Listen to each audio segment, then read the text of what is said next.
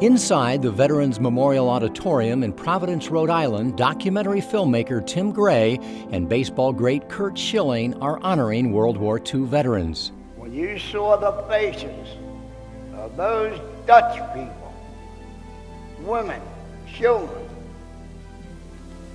could have been your own people, then you knew why you were there. Then you knew why you had to kill them.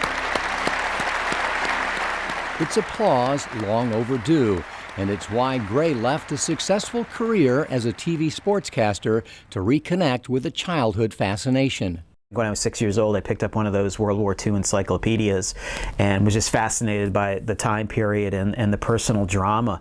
I mean, you had good and you had evil, you had heroes, you had cowards, you had just amazing stories from both the Pacific and Europe. Gray was especially fascinated with the men who willingly risked their lives as teenagers to join the battle. Building upon the tools of a skilled journalist, Gray quickly transformed himself into an award-winning filmmaker. For 5 years, Germany had left behind a trail of death and oppression across the countries of Europe. It was now time to end Nazi aggression. Operation Overlord was about to begin. American youth signed up for the fight by the millions. And it goes back to writing. I think it's just all about how to tell a story and learn from some great people and some great TV markets about how to tell a story, how to tell it concisely and get the facts in there and make it entertaining and make it something that people want to watch. Mission accomplished. His first two films ran on PBS stations nationwide, and Gray was honored with Emmy Awards for both. Battles are won really in the hearts and the minds of the soldiers who are fighting them. Allied Supreme Commander General Dwight D. Eisenhower was placing the future of the world squarely in the hands of soldiers just old enough to drive a car or take a sip of beer. The eyes of the world are upon you. The hopes and prayers of liberty-loving people everywhere march with you. We will accept nothing less than full victory. The way I feel is anybody that said they weren't afraid is a lot of baloney.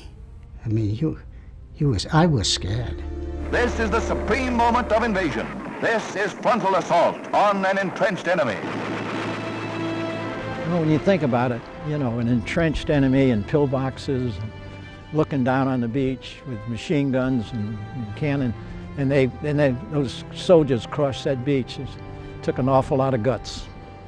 All of a sudden, bullets were hitting on the side of the ship and the water, and I looked into the well of the boat, and there was 35 soldiers in there, and I don't think there was an atheist in there because every one of us was making a sign of the cross as we were going in.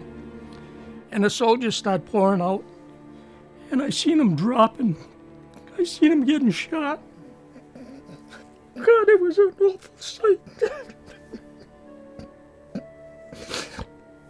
A sight I'll never forget. It's been in my mind since. This is the first time I ever talked about it. I hope it's my last. I never said much about it because I don't want to keep remembering it. You know, the less I talk about it, the better it is. Perhaps Gray's greatest skill is his ability to get veterans to share their painful stories. He does that by earning their respect. He does that by doing his homework. You know enough that I think they appreciate you've done some research into it and know what they went through and the enemy they faced, the conditions they fought under. It just really goes with knowing where they fought, and I think that you develop a relationship right off the bat. Gray knows World War II vets as well as anyone alive and says their most prominent personality trait is not their bravery, but their humility.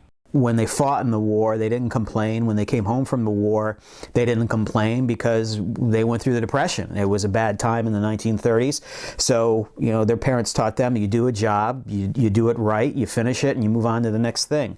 So that's the biggest thing I've learned is that these men and women looked at this as another job. Telling their stories is anything but another job for Gray. He has 4 more World War II projects in development, and he's working against the most important deadline of his career. My deadline is that these guys, these men and women, are passing away at a rapid rate. And they're at the point in their lives where a lot of them are willing to share their stories now, if asked. They generally don't volunteer, but if they're asked, they're willing to share their stories. So, yeah, I mean, I'm up against it. Most of these guys, men and women, are going to be gone in the next 5 to 10 years, and then it's all over. Until then, he's pursuing World War II vets all over the globe, helping them return to the battlefields that claimed the lives of their friends, shaped their lives, and preserved our way of life. So peaceful. The price that was paid for this.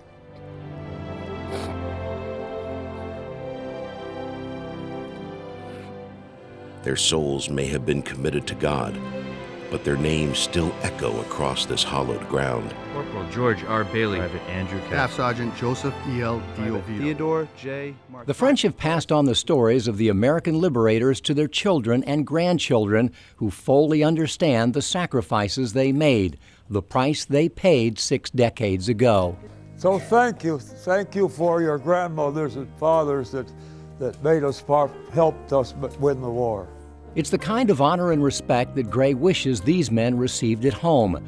Telling their stories is his way of not only saying thank you, but also helping them come to terms with the nightmare they experienced on these beaches as teenagers. It looks like God put his hand here and straightened it out. Unbelievable. Now I want to see it this way. I'm going to remember it this way, not the way it was. This is real beautiful, peaceful. Not a bad day's work for a former TV sportscaster who had the courage to take a chance and chase an even bigger dream.